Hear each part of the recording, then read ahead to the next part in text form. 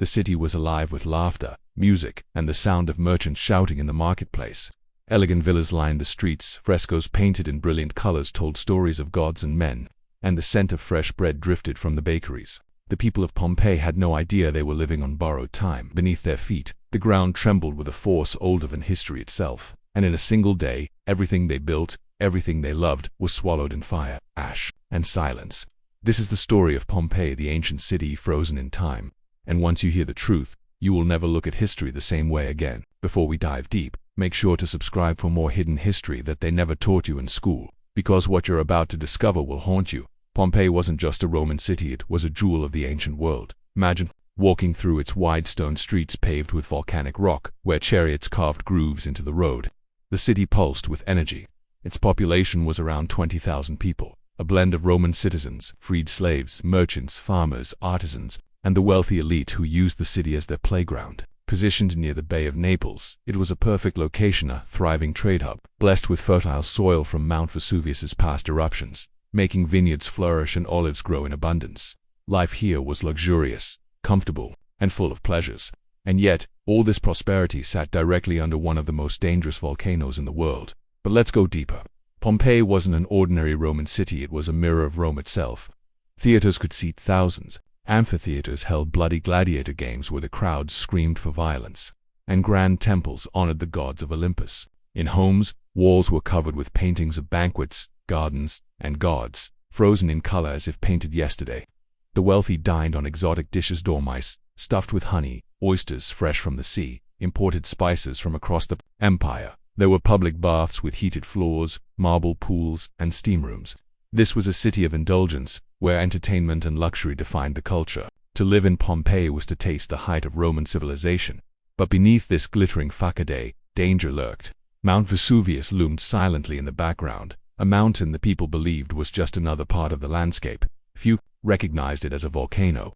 In fact, most citizens thought it was a gift from the gods, its fertile soil feeding their prosperity. The irony is chilling. The very mountain that gave them life was preparing to take it away.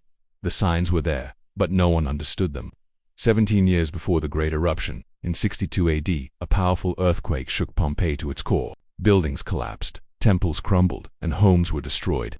Many thought it was the wrath of the gods, but the city rebuilt, stronger and more decorated than before. The people didn't flee, they invested more, turning Pompeii into an even greater city of pleasure. But Vesuvius was only warning them, and the warning was ignored. Fast forward to that fateful year, 79 AD, the summer was hot, the harvest promising, the markets full. And then it began. On August 24th or perhaps October, as some historians debate, the ground trembled again. But this time, it wasn't just an earthquake. Smoke and ash shot high into the sky, rising like a black pillar that could be seen for miles. Pliny the Younger, a Roman who witnessed the disaster from across the bay, described it as a pine tree stretching into the heavens, its trunk made of smoke, its branches of fire. Imagine standing in the streets of Pompeii, staring up at a monstrous column of ash climbing nearly 20 miles into the air, blotting out the sun.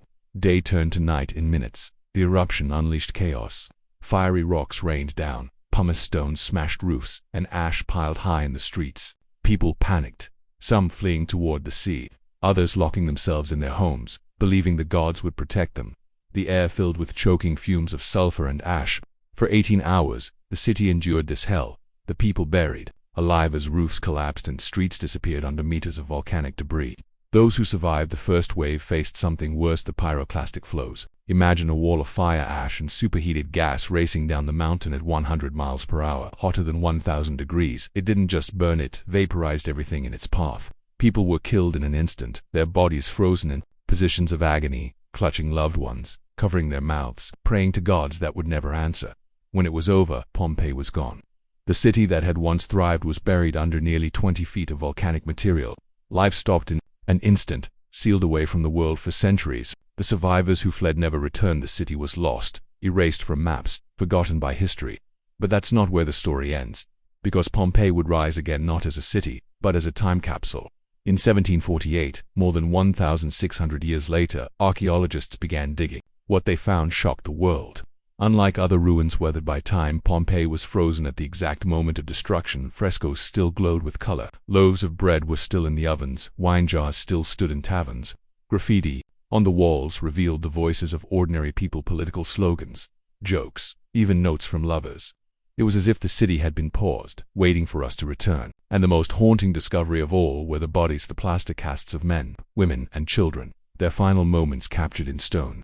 A mother shielding her child, a man curled up in prayer, a family huddled together as the ash consumed them. These were not statues. These were people, caught in the act of dying, reaching across nearly to millennia to remind us of their humanity. And yet, Pompeii's rediscovery wasn't just about tragedy, it was a revelation. Historians gained insights into daily Roman life like never before.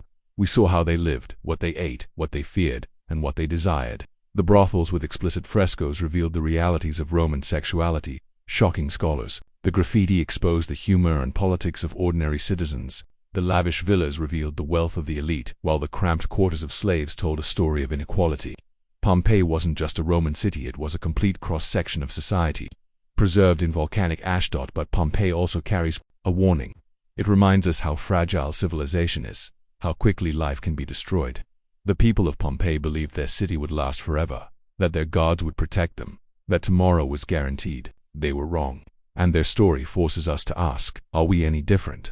We build skyscrapers, cities, empires, but all of it rests on fragile ground. One eruption, one disaster can erase it all. Today, millions visit Pompeii every year, walking the same streets where citizens once laughed, shopped, and prayed. They stand in the amphitheater where crowds cheered. They enter homes where frescoes still tell ancient stories. They stare into the faces of the plaster casts that once were living people, and in those moments, history feels alive again. Pompeii is not just ruins, it is a reminder of life's beauty and its fragility. A warning written in ash. But perhaps the most haunting truth is this: Mount Vesuvius still looms over Naples today. It is still active. Scientists warn it will erupt again. And when it does, millions of people now living in its shadow may face the same fate as Pompeii. The past is not just history, it is a prophecy. So as you hear the story of Pompeii, don't think of it as a tragedy of the past. Think of it as a mirror, because just like the people of Pompeii, we live our lives chasing pleasure, building empires, believing tomorrow will always come. But history whispers from the ashes.